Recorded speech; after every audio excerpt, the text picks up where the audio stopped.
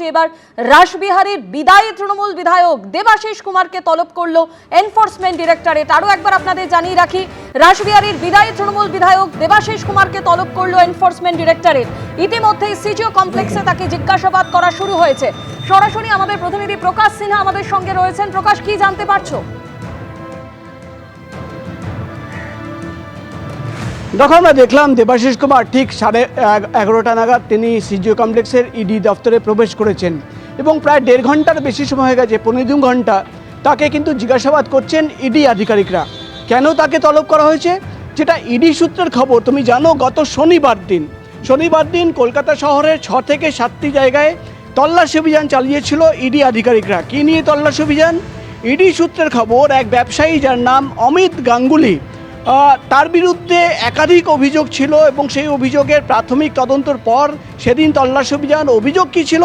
অভিযোগ ছিল কলকাতা শহরের একাধিক জায়গায় বিশাল বড় বড় যে জমিন, কয়েকটা একর জমি বা বিঘা বিঘা জমি, ডিসপিউটেড যে ল্যান্ড, সেই ল্যান্ড কিন্তু কাগজ তৈরি করে, ল্যান্ড ডিসপিউটেড ল্যান্ড এই ব্যবসায় নিত এবং সেটা কিন্তু কাগজ তৈরি করে অন্যদের বিক্রি করে দিত। অর্থাৎ এই জমির মাধ্যমে প্রতারণা, কোটি কোটি টাকা হাতিয়ে নেওয়ার অভিযোগ, একাধিক অভিযোগ ছিল এই অমিত গাঙ্গুলির বিরুদ্ধে। একদিকে যেমন অমিত গাঙ্গুলিকে তলব করা হয়েছে, অন্যদিকে যেটা ইডি সূত্রের খবর, দেবাশিস কুমারের নাম সামনে আসে। অর্থাৎ এই তল্লাশি অভিযান এবং তদন্ত করতে গিয়ে দেবাশিস কুমারের নাম সামনে আসে এবং আমাদের প্রশ্ন ছিল ইডি আধিকারিকদের কাছে যে দেবাশিস কুমারের নাম কিভাবে সামনে আসে। তখন ইডি সূত্রের খবর বা ইডি আধিকারিকরা যেটা জানাচ্ছেন যে ডিসপিউটেড ল্যান্ড ক্লিয়ার করার জন্য, সঠিক জমি দেখানোর জন্য কর্পোরেশনের একাধিক নথি তৈরি করতে হয় এবং সেই নথি তৈরি করার সময় যেহেতু এমআইসি ছিলেন দেবাশিস কুমার, এমআইসি রয়েছেন দেবাশিস কুমার, তিনি কোনোভাবে সাহায্য করেছিলেন কিনা, অমিত গাঙ্গুলির সঙ্গে তার কি রিলেশন, যোগসূত্র কি রয়েছে, কোনোভাবে আর্থিক লেনদেনে তিনি যুক্ত ছিলেন কিনা, একাধিক প্রশ্ন রয়েছে, যার উত্তর খোঁজার জন্য আজকে দেবাশিস কুমারকে তলব করা হয়েছে। দেবাশিস কুমার যখন এসে পৌঁছেছিলেন, আমরা কিন্তু তাকে প্রশ্ন করেছিলেন যে কেন তাকে ডাকা হয়েছে, তিনি কোনো প্রতিক্রিয়া দেননি। কিন্তু যেটা ইডি সূত্রের খবর, অমিত গাঙ্গুলি জমির সামনে রেখে কোটি কোটি টাকার প্রতারণার যে মামলা, সেই অমিত গাঙ্গুলির বাড়িতে তল্লাশি অভিযান চালিয়ে একাধিক ব্যক্তিদের জিজ্ঞাসাবাদ করে, যেটা ইডি সূত্রের খবর, এমআইসি দেবাশিস কুমার তার নাম সামনে আসে এবং কোনোভাবে তিনি এই গোটা প্রতারণা চক্রের সঙ্গে যোগসূত্র তার রয়েছে কিনা সেটা খতিয়ে দেখার জন্য কিন্তু ইতিমধ্যেই তাকে 1.25 ঘন্টা ধরে দেবাশিস কুমারকে জিজ্ঞাসাবাদ করা হচ্ছে। তদন্ত বা জিজ্ঞাসাবাদের প্রক্রিয়া যখন শেষ হবে তখন তার সঙ্গে আমরা কথা বলে তার প্রতিক্রিয়া নেওয়ার চেষ্টা করব এবং তারপরেই জানা যাবে যে আজকের জিজ্ঞাসাবাদে আরও কী তথ্য সামনে বেরিয়ে আসলো। ধন্যবাদ প্রকাশ। একেবারেই সেদিকে আমাদের অবশ্যই নজর থাকবে যে দেবাশিস কুমার, যাকে ইতিমধ্যেই ইডির আধিকারিকরা জিজ্ঞাসাবাদ শুরু করেছেন এবং জিজ্ঞাসাবাদের পর দেবাশিস কুমার বেরোলে তখন তাকে জিজ্ঞাসা করে অবশ্যই জানা সম্ভব হবে যে আজ ঠিক কি হলো, কেন তাকে জিজ্ঞাসাবাদের জন্য ডাকা হলো। এবার এক ধাক্কায় 142 জন পুলিশ অফিসার বদল কমিশনের। ওসি, আইসি, সাব ইন্সপেক্টর সহ 142 জন পুলিশ অফিসারকে সরালো কমিশন।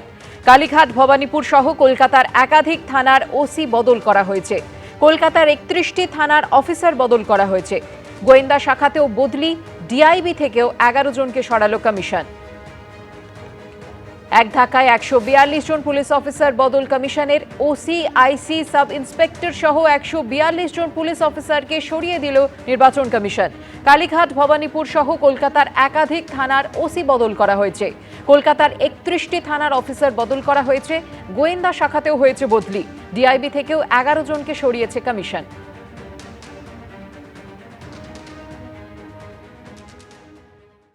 রাত থেকেই চালু হয়ে গেছে ট্রাইব্যুনালে আবেদন করার অনলাইন পোর্টাল। সাপ্লিমেন্টারি তালিকায় যে ভোটারদের নাম বাদ যাচ্ছে, সুপ্রিম কোর্টের নির্দেশ মতো তাঁরা আবেদন করতে পারবেন এই ট্রাইব্যুনালে। কিভাবে আবেদন করবেন জেনে নিন। বিবেচনাধীন ভোটারদের কাদের নাম থাকছে আর কাদের নাম বাদ যাচ্ছে তা জানাতে এখনো পর্যন্ত ধাপে ধাপে 4টি সাপ্লিমেন্টারি তালিকা প্রকাশ করেছে কমিশন। এখনো পর্যন্ত যাদের নাম বাদ গেছে তাঁরা ট্রাইব্যুনালে আবেদন করতে পারবেন। শনিবার রাত থেকে চালুও হয়ে গেছে ট্রাইব্যুনালে আবেদন করার অনলাইন পোর্টাল। নির্বাচন কমিশন সূত্রে খবর, আইআইএম জোকায় আপিল ট্রাইব্যুনালের অফিস হবে। সেখানেই 19 জন অবসরপ্রাপ্ত বিচারপতি বসবেন। কমিশন সূত্রে আরও খবর, হাইকোর্টের পরবর্তী নির্দেশ না আসা পর্যন্ত আবেদনকারী ভোটারদের এখনই সশরীরে আপিল ট্রাইব্যুনালে উপস্থিত হওয়ার দরকার নেই। তবে সাপ্লিমেন্টারি লিস্টেও যাদের নাম ওঠেনি তাঁরা ট্রাইব্যুনালে আবেদন জানাবেন কিভাবে? আবেদন করতে হবে www.eci.gov.in এবং www.voters.eci.gov.in এ। শনিবার থেকে ইতিমধ্যে অনলাইনে ট্রাইব্যুনালে যে অ্যাপিল সেটা শুরু হয়েছে। কিভাবে অ্যাপিল করা যাবে? প্রথমেই যেটা করবেন সেটা হলো www.eci.gov.in। এইখানেতে তারা চলে যেতে পারেন, আমি এখানে দেখিয়ে দিচ্ছি। সেটা www.voters.eci.gov.in এখানে গেলেও চলবে। স্ক্রোল ডাউন করে একেবারে নিচেতে গেলে দেখতে পারবেন যে submit appeal for individuals under adjudication.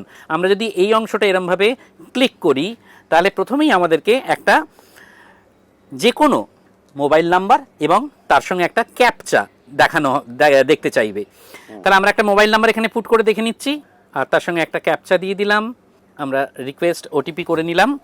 যে মুহূর্তে আমরা ওটিপিটি পাবো আমরা সঙ্গে সঙ্গে এখানে ওটিপিটা পুট করব। আমরা এখানে ওটিপি দেবো একটা, যেটা ওটিপিটা এসছে। আমরা এইভাবে ভেরিফাই অ্যান্ড লগ ইন করলাম। এরপর আপনার প্রোফাইল ওপেন হলে নিজের এপিক নম্বর দিয়ে সার্চ করতে হবে।